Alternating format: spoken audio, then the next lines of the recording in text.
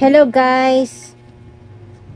Magre-repack ako ngayon ng tuyo, yung aking napamili sa lipa nung isang araw. Kahapon, re-repackin ko siya ngayon, ibinilad ko muna siya bago ko repakin.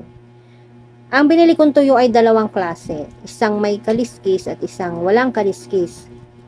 Nag-uumpisa na naman ang kalugkugan at ako'y natatakot sa pagkagan. Hapon na naman, tuwing hapon ay umuulan, may kasama pang kidlat at kalugkog. Aking riripakin na mga kasali kasi kanina ang ganda ng init at riripakin ko na siya ngayon. Tama-tama at bigla na lang kumulimlim, ay di na painit ko na siya, na ibilad ko na siya. Isang kilong tamban at isang kilong tunsoy. Ang tunsoy po ay namumuhunan na ng 280 at ang tamban ay 260. Ang mahal na po ngayon ng tuyo mga kasari. Dati 100 lang ang kilo ng tamban Ngayon ay ang mahal na rin po, kaya babalikan ko kayo pag naripa ko na siya mga kasari. Kung magkano ang aking puhunan at tubo. Nabalot-balot ko na guys yung aking tunsoy. Bibilangin natin kung magkano kaya ang ating tutubuin. 20, 40, 60, 80, 100, 20, 40, 60, 80, 200, 20, 40, 60, 80. Ito na po yung puhunan, 280. Isang kilo po ito. At ito yung natira. May nabili na rin sa akin dalawang balot. Yun ay 40 pesos. Idadagdag na lang natin dito. 20, 40, 60, 80. Plus 20 pesos, 120. Meron tayong tubong 120 dito sa tunsoy na tuyo. Ito yung walang kaliskis, mga kasari. Hindi na rin masama, at saka isa pa, fast moving po ang tuyo. Napakabilis maubos. Kaya dalawang klase talaga ang binibili kong tuyo. Ang susunod kong balutin naman ay yung tamban. So, wait lang mga kasari. Ito na guys yung aking tamban na tuyo. Nabalot-balot ko na siya at aking bibilangin na rin. Yan nga pala guys ay hindi isang kilo. Ito nakalista kasi yan, 218 yung hawot. Hawot na tamban, 218. Ang tonsoy ang 280. Yan. Bibilangin ko ngayon kung magkano kaya ang ating tutubuin.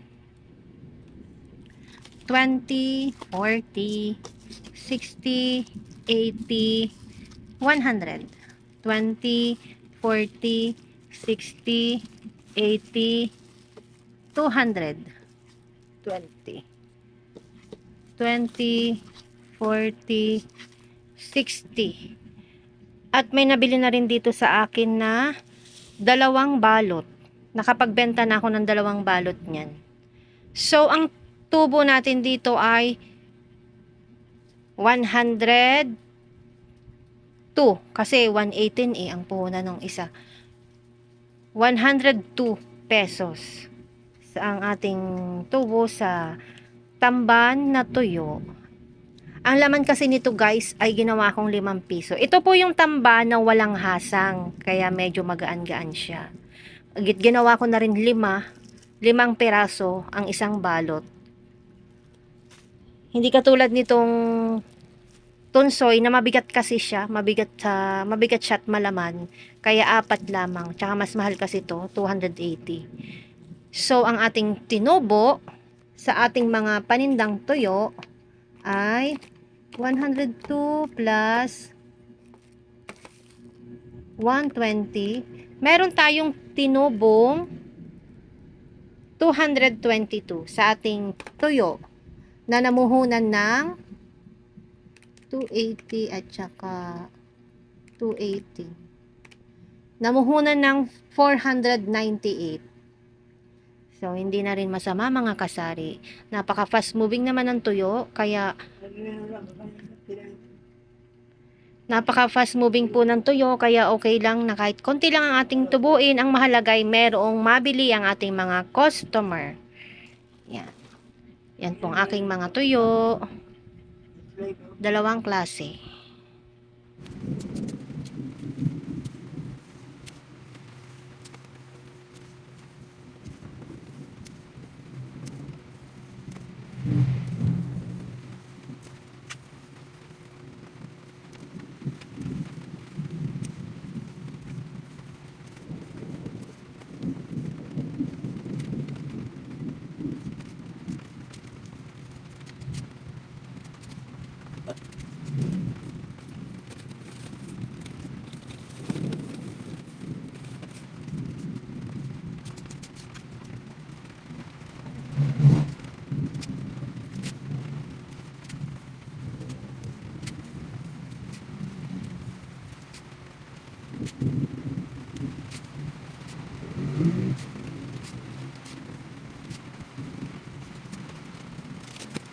Share ko na rin guys yung aking dumating na delivery ngayong hapon. Mga mismo, chichirya. Kasi yan na pong stable ng aking harapan ng chichirya section. Kalbo na. Kaya nag-order ako kanina at ngayong hapon dumating. Kasama na rin ito, 3 kahon na fresquito. Yan. Napanood ko sa vlog ni Madam ST na magtataas daw ang mga mismo. Kaya ako naman, order agad. Kahit na ako ay may stock pa doon. Yan. May stock pa ako doon. Ako'y nag-order na rin at baka ako iabutin ng pagtaas. Ang halaga ng aking napamili ay 5,869. Yan. Yan po ang aking in-order ngayong tanghali. Ngayong hapon siya dumating. Yan guys. Hanggat maaari, lahat ng mga hinahanap ng aking mga customer o mga tumer, ay ginagawan ko ng paraan na bilihin para pag hinanap nila ay meron akong maibigay. Kasi nanghihinayang ako. Oras na may naghanap at wala akong maibigay, nanghihinayang talaga ako mga kasari. Kaya ginagawan ko ng paraan. Kaya sipag-sipag lang sa pamimili, pamamalengke. Na ano ko sa kidlat mga kasari. Nailaw eh.